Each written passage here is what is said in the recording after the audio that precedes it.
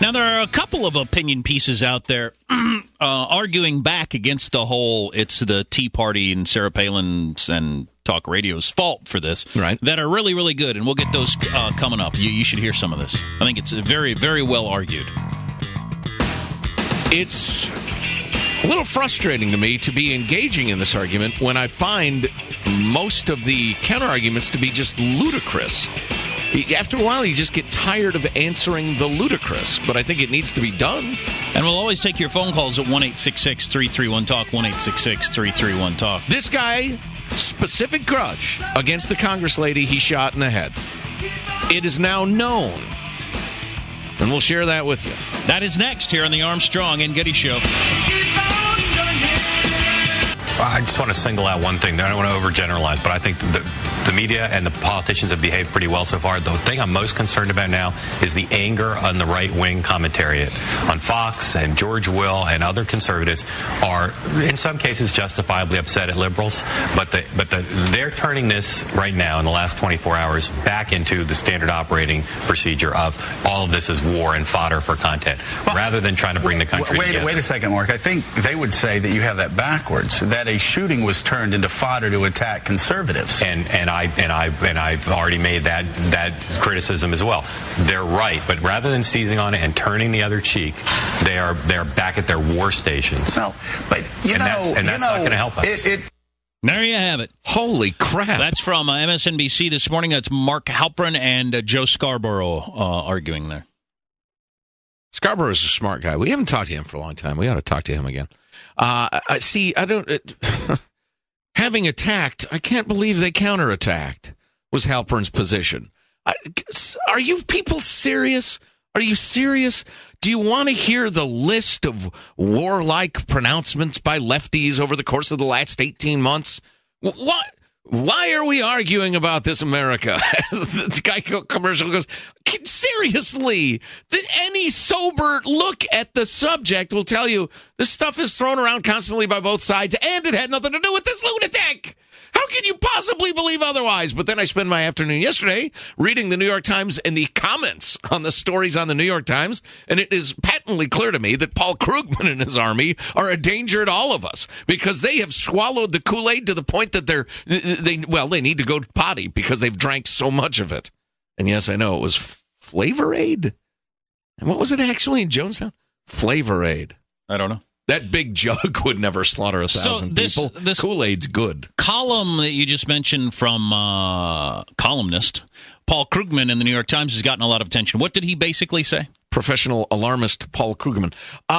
He said that conservatives are angry and vicious and use insightful language and military imagery, and that you should know that something like this was going to happen because of right-wing anger.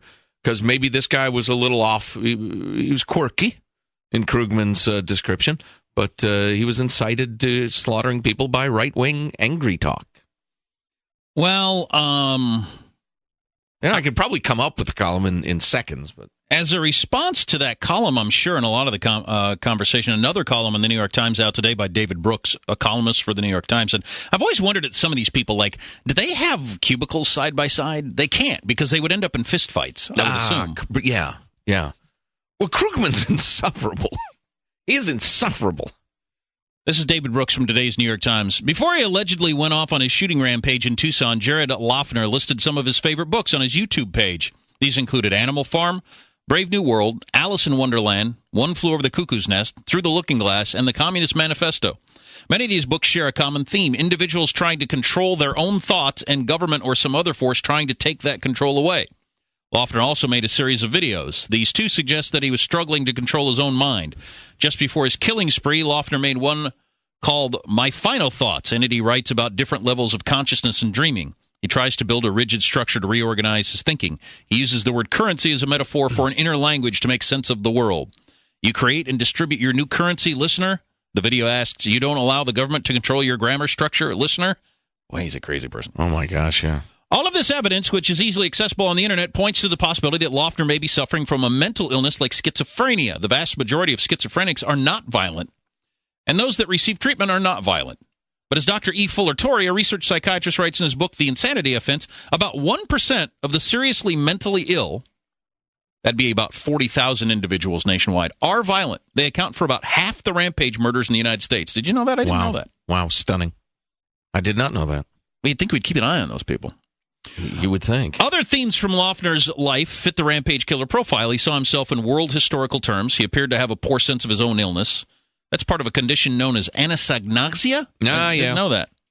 I got a little of that. That's what we were talking about yesterday. If you think you might be crazy, you're probably not, because real crazy people don't think they're crazy. Right. Or you're certainly sane enough to probably nip it in the bud to some extent. He had increasingly frequent run-ins with the police. In short, the evidence before us suggests that Loughner was locked in a world far removed from politics as we normally understand it. Yet, the early coverage and commentary of the Tucson massacre suppressed this evidence. The coverage and commentary shifted to an entirely different explanation. Loughner unleashed his rampage because he was incited by the violent rhetoric of the Tea Party, the anti-immigrant movement, and Sarah Palin. Mainstream news organizations linked the attack to an offensive target map issued by Sarah Palin's Political Action Committee. The Huffington Post erupted with former Senator Gary Hart flatly stating that the killings were the result of angry political rhetoric. Keith Olbermann demanded a Palin repudiation. And the founder of the Daily Kos wrote on Twitter, and I hadn't heard this one, "Mission accomplished, Sarah Palin." Yeah. Others argue that the killing was fostered by a political climate of hate. These accusations that political actors contributed to the murder of 6 people, including a 9-year-old girl, extremely grave. They were made despite the fact that there was, and is, no evidence that Loughner was part of these movements or a consumer of their literature. They were made despite the fact that the link between political rhetoric and actual violence is extremely murky. They were vicious charges made by people who claim to be criticizing viciousness. Yet such is the state of things. We have a news media that is psychologically ill-informed but politically inflamed, so it naturally leans toward political explanations. We have a news media with a strong distaste for Sarah Palin and the Tea Party movement, and this seemed like a golden opportunity to tarnish them. We have a segmented news media, so there is nobody in most newsrooms to stand apart from the prevailing assumptions. Yeah, that's true. We have a news media market in which the rewards go to anybody who can stroke the audience's pleasure buttons. That's a little much. I have no love for Sarah Palin. What did it were? I have no love for Sarah Palin, and I like to think I'm committed to civil discourse, but the political opportunism occasioned by this tragedy has ranged from the completely irrelevant to the shamelessly irresponsible.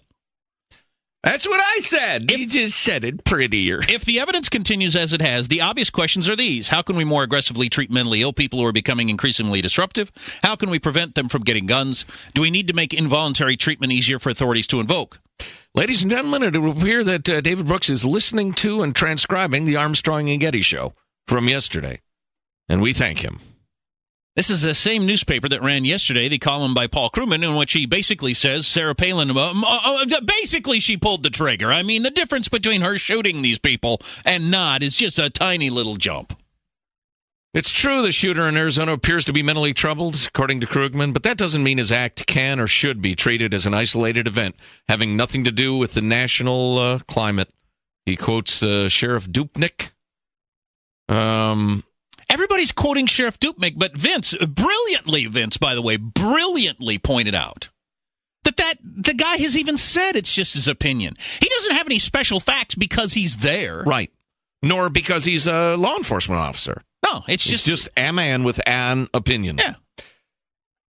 There's a huge contrast in the media. Listen to Rachel Maddow or Keith Olbermann, writes Krugman. You'll hear a lot of caustic remarks and mockery aimed at Republicans, but you won't hear blah, blah. Here's a question, Paul. What the frig are you talking about?